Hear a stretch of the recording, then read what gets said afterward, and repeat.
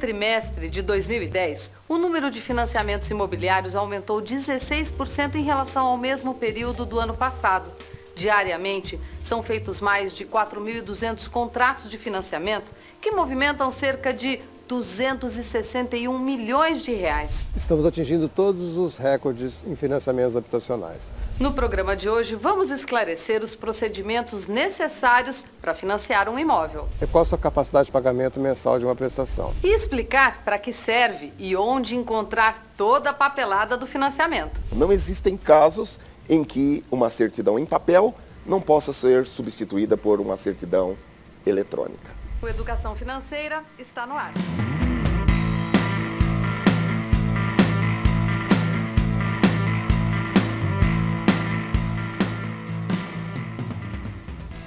Levantar um financiamento imobiliário é um processo demorado porque envolve várias pessoas e etapas. Pode ter variações de banco para banco, mas de maneira geral, cumpre os mesmos requisitos. Para fazer um financiamento desse tipo, é primordial levantar todas as informações para tomar as decisões certas e também ter muita organização. Você sabe como se faz um financiamento imobiliário?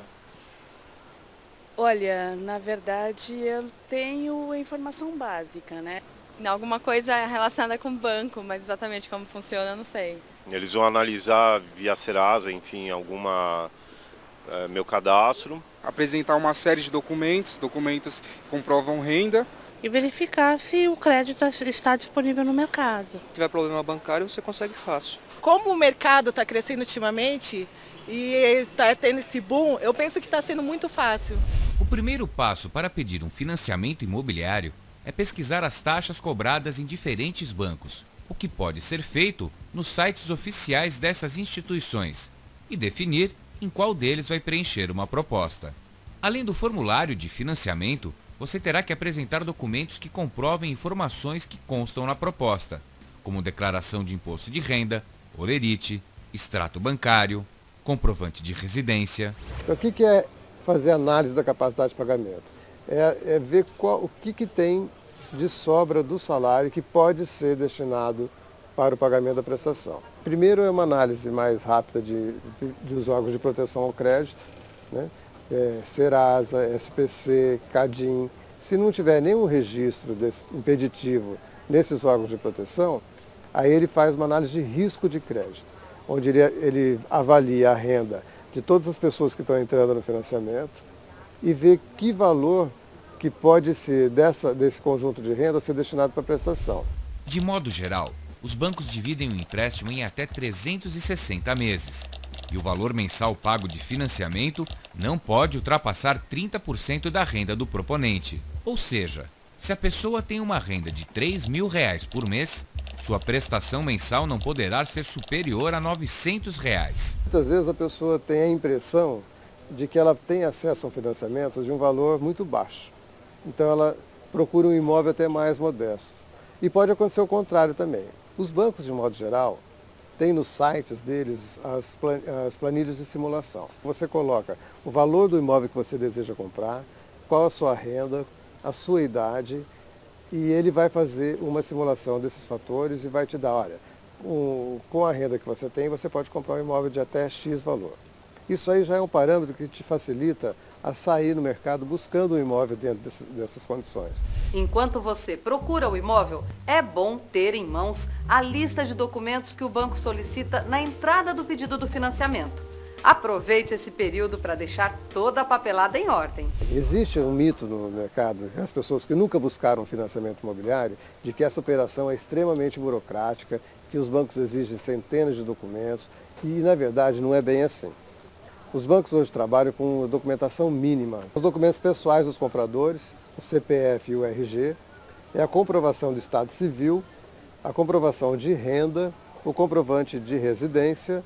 Para agilizar a vida de quem compra ou vende um imóvel, está disponível pela internet a versão digital da certidão de registro do imóvel, que é o histórico da propriedade necessário durante o processo de compra e venda.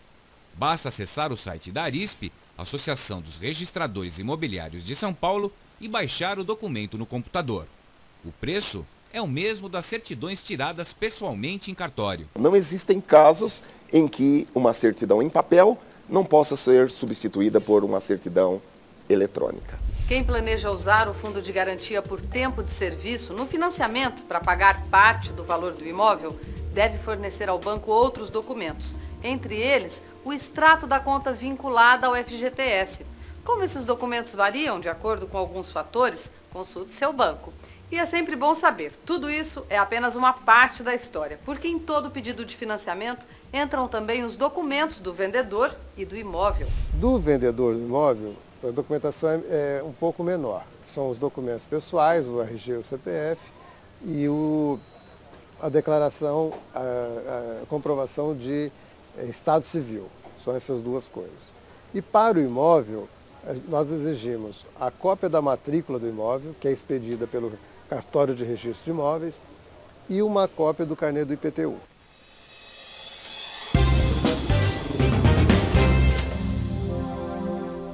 A certidão conjunta de débitos relativa a atributos federais e dívida ativa da União mostra se a pessoa tem pendências cadastrais e financeiras com a Secretaria da Receita Federal. Você sabe como essa certidão pode ser obtida? Alternativa A: pessoalmente na prefeitura da cidade em que reside o comprador. B: pessoalmente na Secretaria da Receita Federal. Ou opção C: pela internet, no site do Ministério da Fazenda. Depois do intervalo, a resposta.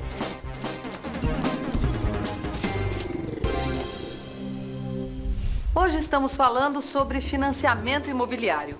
A certidão conjunta de débitos relativa a atributos federais e dívida ativa da União mostra se a pessoa tem pendências cadastrais e financeiras com a Secretaria da Receita Federal. Você sabe como essa certidão pode ser obtida? Alternativa A: pessoalmente na prefeitura da cidade em que reside o comprador. B: pessoalmente na Secretaria da Receita Federal. Ou opção C: pela internet, no site do Ministério da Fazenda.